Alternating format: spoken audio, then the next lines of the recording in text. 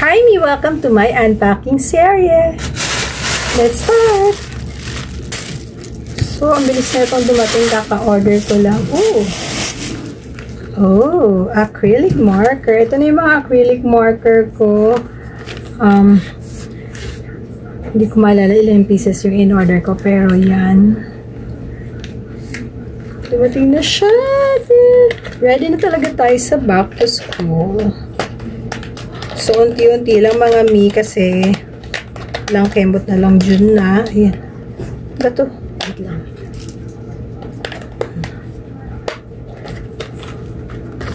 Ayan, makak na siya. Pero ba't parang sila yung putan? But anyways, ayan. Next.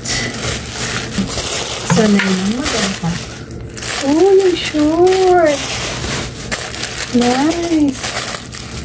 Dito para sa akin, para kay Luna to kasi wala na siyang short pang alis. So, ay, ang cute. Garter siya. Di-garter siya. Tapos high waist. High waist. And then may pocket siya dito. Ay, mukhang mapapa-order ako ulit. Ayan. Tapos, may lagay siya ng belt just in case na medyo maluwag pa. Pero for sure, mag-fit. May mga sizes to available. So, ang pinili ko ay small. Ang cute din ang pagkakadesign niya. Oh. Bagay na bagay ito pang ano. OOTD. Tapos, crop top. So, ito yung black. May pasukan. Yung crop top. Ayan. Black. Nice. Nice, oh. Garter din siya. Ang ganda ng garter niya, malaki, makapal. And yung pocket niya, oh.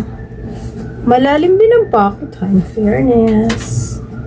Nice. Sa mga link, ilalagay ko dyan. Huwag kayo mag-alala. So, ang next part ay... Ayan, oh. Ay, ang bigat niya. Half kg. Let me see. Ayan o, half kg ang isang pack. And, dalawa pinili ko kasi daming good reviews nito. So, pinili ko ay Fur Pals Beef Bites.